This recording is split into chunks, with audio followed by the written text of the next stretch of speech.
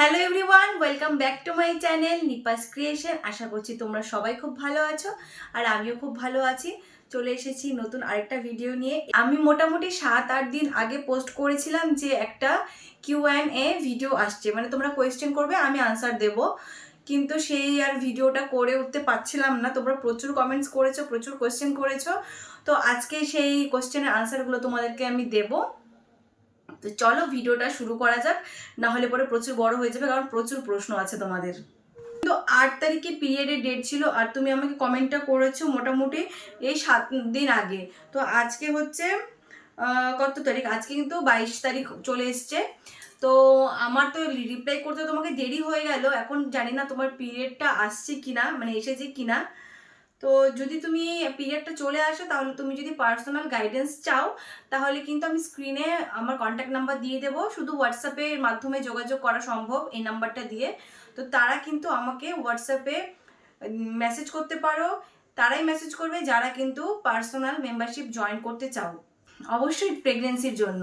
তো next question যে আছে, সে বলেছ দিদি পিরিয়ড চলাকালীন দারুচিনি, আদা, জল, কাঁচা হলুদ খাওয়া যাবে? প্লিজ জানাবে।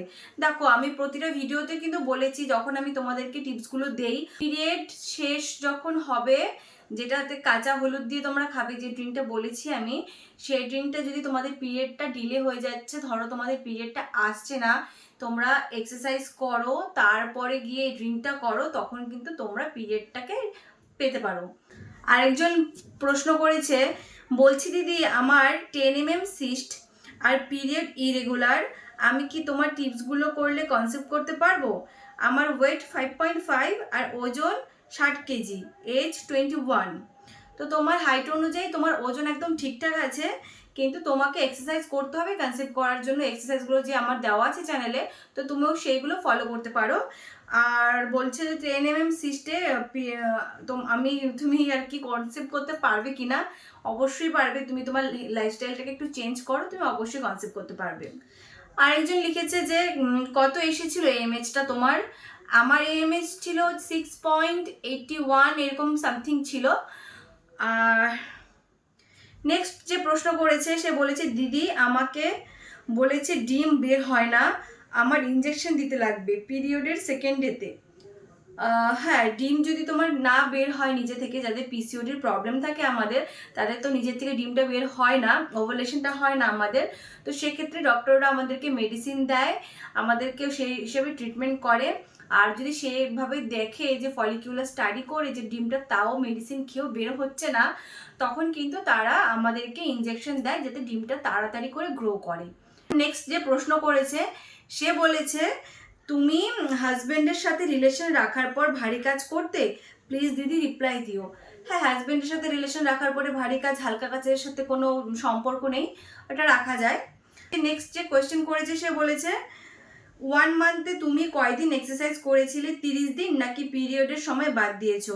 এই প্রশ্নটা যে করেছে, মানে কি বলবো, আমি এত ভিডিও করি, এত ভিডিওতে সমস্তটা বলি যে পিরিয়ডটা শেষ হলে পরে তোমরা এক্সারসাইজ করবে।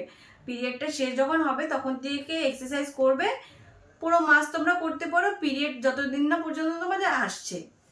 আমি কতদিন করেছি? আমি তো বলেছি পিরিয়ডটা শেষ হওয়ার পরে আমি 30 দিন কন্টিনিউ করেছি, কারণ আমার সাইকেল তো 32 দিনের ছিল। তো পিরিয়ডটা শেষ হওয়ার পরে 30 দিন করেছি, দেখলাম যে পিরিয়ডটা তাও আসছে না, তারপরে ওয়েট করেছি, তারপরে আমি পজিটিভ রেজাল্ট পেয়ে গেছি। তারপরে যে প্রশ্ন করেছো, সে বলেছো তোমার হাজবেন্ডের প্রবলেম কি ছিল আর কিভাবে সলভ হলো, কিছু কি মেডিসিন ছিল? দেখো, আমার হাজবেন্ডের প্রবলেম বলতে সিমেন টেস্ট যেটা হয় আজকাল সবার, তো সেটা করেছিল। আমরা যেহেতু 3টে জায়গাতে ডক্টর দেখিয়েছি, প্রথম যেখানে ডক্টর দেখিয়েছি সেখানে হাজবেন্ডের রিপোর্ট ঠিক ছিল, তারপর ওখানটাতে আমার ট্রিটমেন্ট করানো হচ্ছিল, আমার ট্রিটমেন্ট করানোর পরে কিন্তু কনসিভ আমার হচ্ছিল না। তারপরে আমরা ডক্টর চেঞ্জ করি যে অন্য ডক্টরের কাছে যাই, সেখানটাতেও আমার প্রবলেম ছিল, পিসিওডি প্রবলেম যেটা আর কি ছিলই, আমার সিস্টের প্রবলেম।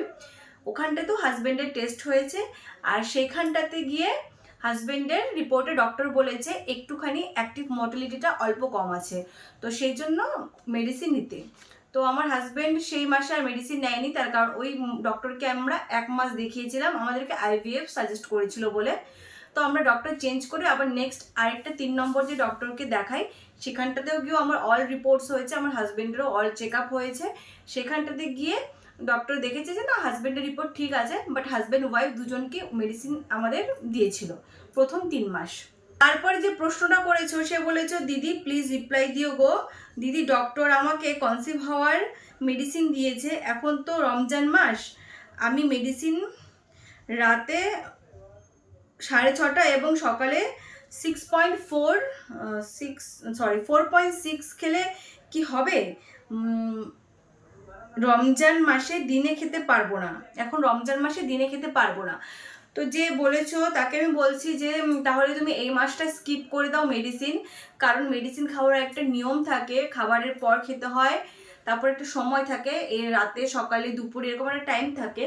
তো যেহেতু তোমরা রমজান মাসে সারাটা দিন না খেয়ে থাকো, সন্ধ্যের পরে খাও, তো মানে বিকেলের পরে খাও, তো সেই হিসাবে আমি বলবো যে তুমি তাহলে এই মাসটা স্কিপ করতে পারো। এরপরে যে প্রশ্ন করেছো, সে বলেছ আমার পিরিয়ড লেট করে আসে, তুমি একটা ড্রিঙ্কের কথা বলেছিলা, ওটা খেলে নাকি পিরিয়ড রেগুলার হয়, কাঁচা হলুদ, মৌরি, সাদা জিরা, এটা কবে থেকে খাবো? তো তোমার পিরিয়ড লেট করে আসে, হ্যাঁ আমি তোমাদেরকে একটা ড্রিঙ্ক সাজেস্ট করেছিলাম, তো সেই ড্রিঙ্কটা খেলে কিন্তু পিরিয়ড সত্যি সত্যি আসে যদি তোমরা ড্রিঙ্কটা খাও। আর শুধু ওই একটা ড্রিঙ্ক খেলেই হবে না, তার সাথে সাথে তোমাদেরকে কিন্তু শরীরচর্চাটাও করতে হবে, তোমাদেরকে কিন্তু এক্সারসাইজ করতে হবে। আর যতদিন না তোমাদের পিরিয়ডটা মানে আসছে, ধরো তোমার পিরিয়ডটা ডিলে হয়ে গেছে, সেদিন থেকে তুমি স্টার্ট করতে পারো এটা খাওয়া, এই ড্রিঙ্কটা খাওয়া। আমি আশা করছি তোমাদের পিরিয়ড হয়তো 7-8 দিন খেলে, 10 দিনের মধ্যে খেলে চলে আসবে ড্রিঙ্কটা, তার সাথে সাথে এক্সারসাইজ করতে হবে। তারপরে নেক্সটে যে প্রশ্ন করেছো, সে বলেছো দিদি তোমার কি AMH রিপোর্ট হয়েছিল? হ্যাঁ আমার AMH রিপোর্ট হয়েছিল, আর আমার AMH ছিল 6.81 সামথিং, এরকম কিছু একটা ছিল, তো আমার AMHটা ঠিকঠাক। তো এরপরে যে প্রশ্ন করেছো, সে বলেছো ওভুলেশনের কতদিন পর থেকে ইমপ্লান্টেশন হয় অ্যান্ড কবে থেকে বডি সিমটমস দেখতে পাওয়া যায়? এটা যে প্রশ্ন করেছো, সে খুবই ভালো একটা প্রশ্ন করেছো, কারণ এটা নিয়ে আমি একটা ভাবছি ভিডিও দেবো, কারণ অনেকেই কিন্তু আর মানে জানতে চায় যে ওভুলেশনের কতদিন পরে আমাদের বডিতে ইমপ্লান্টেশনের প্রসেসিংটা স্টার্ট হয়, তারপরে দেন কতদিন পরে আমাদের বডিতে কিন্তু প্রেগনেন্সি যদি আসে তাহলে সিমটমগুলো মানে দেওয়া শুরু করে বডি। তো এর জন্য আমি পরে তোমাদেরকে ভালো করে জানাবো, তাই বোনটাকে আমি কমেন্টের অ্যান্সার দিয়ে দিই। আর ইমপ্লান্টেশন হতে কিন্তু বডি 6 থেকে 12 দিন সময় নেয়, আর বডি সিমটমস তারপরের থেকে দেখা শুরু করে প্রেগনেন্সির। আর যদি প্রপার সিমটম তুমি বুঝতে চাও, একদম পুরো নোট করতে চাও, তাহলে কিন্তু ওভুলেশন যখন থেকে শুরু হয় আমাদের বডিতে, তখন কিন্তু বডি একটু একটু সিগন্যাল দেওয়া শুরু করে। বলেছো যে দিদি আমার ওভুলেশনের পর 2-4 দিন পর থেকে কোমর পা কামড়ায় ও ব্যথা করে, এটা কেন হয় দিদি, প্লিজ রিপ্লাই।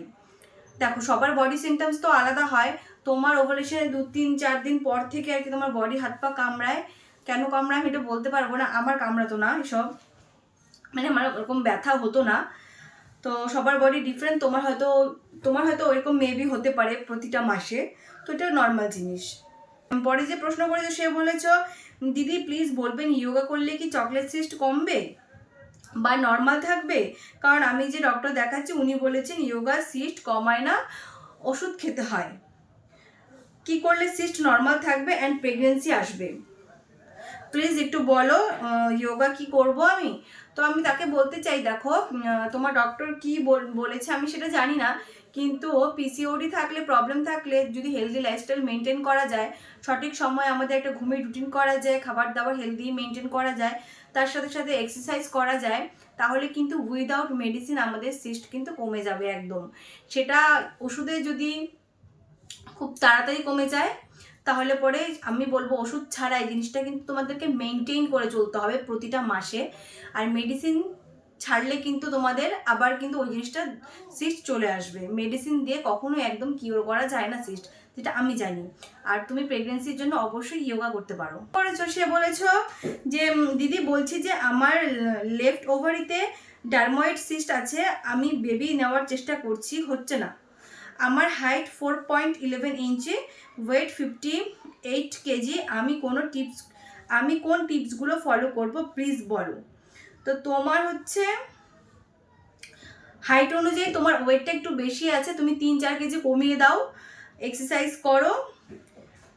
আর তুমি বলে লেফট ওভারিতে ডার্ময়েড সিস্ট আছে তোমার, তো তুমি ওই সব এক্সারসাইজগুলো করো যে এক্সারসাইজগুলোতে তোমার ইউট্রাস তোমার ওভারিতে চাপ পড়বে, সেই রকম এক্সারসাইজগুলো তুমি মেনটেন করো। তার সাথে সাথে তুমি একটু ডায়েট করো, 3-4 কেজি তোমার ওয়েট থেকে কমিয়ে নাও, তাহলে আশা করছি তুমি ভালো রেজাল্ট পাবে। তো এরপরে যে প্রশ্ন করেছো, সে বলেছো আমার পিরিয়ড অনেক লেট আসে, তুমি একটা ড্রিঙ্কের কথা বলেছিলা, সেটা কবে থেকে খাবো?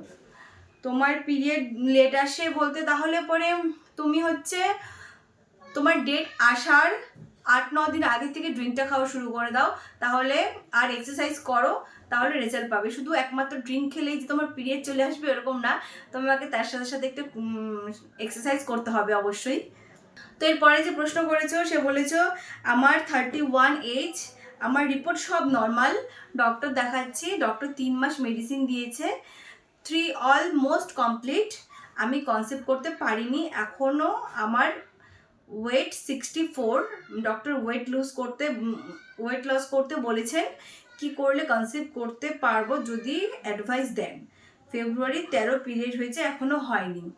তো তোমার ওয়েট লস করতে হবে অবশ্যই, তার সাথে তোমাকে ডায়েট মেনটেন করতে হবে। আর বলছো যে তুমি হচ্ছে ডক্টর দেখিয়েছো, 3 মাসের যে মেডিসিন কোর্স কমপ্লিট হয়ে গেছে, তাও তোমার প্রেগনেন্সি আসছে না। যেহেতু রিপোর্ট সব নর্মাল, এমন কিছু আছে যে কারণে তোমার প্রেগনেন্সি আসছে না, সেই কারণগুলো কিন্তু মেডিকেলেও মানে ধরতে পারবে না কিসের জন্য হচ্ছে, এটা এখনো জানা যায়নি সেই জিনিসটা। তো আমার কাছে যদি তুমি টিপস চাও, আমি তোমাকে অবশ্যই, তাহলে তোমাকে আমার সাথে কন্ট্যাক্ট করতে হবে। যদি তোমরা কেউ, আমি সবাইকে বলছি, যদি তোমরা কেউ পার্সোনাল গাইডেন্স চাও, মেম্বারশিপ জয়েন করতে চাও, শুধুমাত্র তারাই আমাকে হোয়াটসঅ্যাপে কন্ট্যাক্ট করবে। আর জাস্ট হোয়াটসঅ্যাপে মেসেজে কথা বলবে, কোনো ফোন হোয়াটসঅ্যাপে কিন্তু করা যাবে না, তার কারণ আমার হোয়াটসঅ্যাপে প্রচুর ফোন কল আসছে, আমি যেগুলো কিন্তু রিসিভ করতে পারছি না, প্রচুর মেসেজ আসছে। তো আশা করছি তোমরা বুঝতে পারছো ব্যাপারটা। তারপরে যে প্রশ্ন করেছো সেটা সবার লাস্ট প্রশ্ন, সে বলেছো ডেক্সামেথাসন ট্যাবলেটস 500 mg ওষুধ খেলে কি হয় জানা আছে দিদি? এটা খেলে কি কোনো সমস্যা হয় শরীরে? দেখো, এই ওষুধটা কখনো আমি খাইনি, কিন্তু আমার মনে হচ্ছে কারণ এই ওষুধটা খেলে পরে হচ্ছে তোমার কি বলে যে হয়তো কারো অপারেশন হলো, সি সেকশন হলো, তারপরে তাকে দেওয়া হলো, তাহলে কাটা জায়গাটা ভালো শোকায়, মানে ইমিউনিটি পাওয়ার বাড়ায় বডিতে, আমার মনে হচ্ছে এটার জন্য এই ওষুধটা দেয়, আমার ভুলও হতে পারে। তো তুমি তোমার ডক্টরকে জিজ্ঞেস করতে পারো ওটা কিসের জন্য দিয়েছে। তো আজকের ভিডিওটা এতটুকুই ছিল, আশা করছি তোমাদের একটু হেল্পফুল হবে। তো তোমরা কি ধরনের ভিডিও দেখতে চাও আমাকে কমেন্ট বক্সে অবশ্যই কমেন্ট করে জানাবে, আমি তোমাদের সবার কমেন্টের রিপ্লাই দেবো, মানে চেষ্টা করবো রিপ্লাই দেওয়ার। তো সবাই ভালো থেকো, সুস্থ থেকো, সবাইকে টাটা।